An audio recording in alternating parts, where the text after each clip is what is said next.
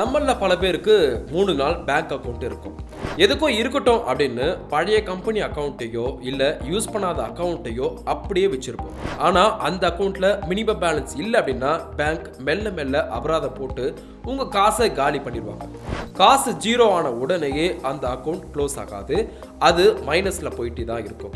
நாளைக்கு அந்த பேங்க்ல வேற ஏதாவது ஒரு தேவைக்கு நீங்க போகும்போது அந்த பழைய பாக்கிய வட்டியோடு சேர்த்து வசூலிப்பாங்க. இன்னொரு பக்கம் ஸ்மால் ஃபினான்ஸ் பேங்க்ஸ் தரும் அதிக வட்டி ஆசை.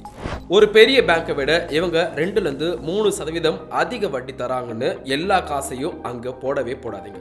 இந்தியாவில் டிஜிட்டல் பேங்கிங்ல டிஐசி ஜிசி இன்சூரன்ஸ் படி ஒரு பேங்க் திவாலானா உங்க டெபாசிட்ல 5 லட்சம் வரைக்கும் தான் கேரண்டி. அதனால எவ்வளவு பெரிய கோட்டீஸ்வரரா இருந்தாலும் ஒரு பேங்க்ல 5 லட்சத்துக்கு மேல வைக்காம பிரிச்சு வைக்கிறது தான் புத்திசாலித்தனம். ஆன்லைன் பேங்கிங்ல நாம பண்ற இன்னொரு தப்பு என்ன அப்படின்னா ஆட்டோ ரெனிவல். ஒரு இன்சூரன்ஸோ இல்ல ஒரு சப்ஸ்கிரிப்ஷனோ கார்டுல கொடுத்துட்டா நம்ம கிட்ட கேட்காமலேயே வருஷம் வருஷம் காசை எடுத்துப்பாங்க. இதுல என்ன மேட்டர் அப்படின்னா அந்த பிரீமியம் அமௌண்ட் ஏறினா கூட நமக்கு தெரியவே தெரியாது, ஆட்டோமேட்டிக்கா டெபிட் ஆகிரும். உங்க பேங்க் ஆப்ல போயிட்டு ஸ்டாண்டிங் இன்ஸ்ட்ரக்ஷன்ஸை செக் பண்ணி தேவையில்லாததை உடனே கேன்சல் பண்ணுங்க.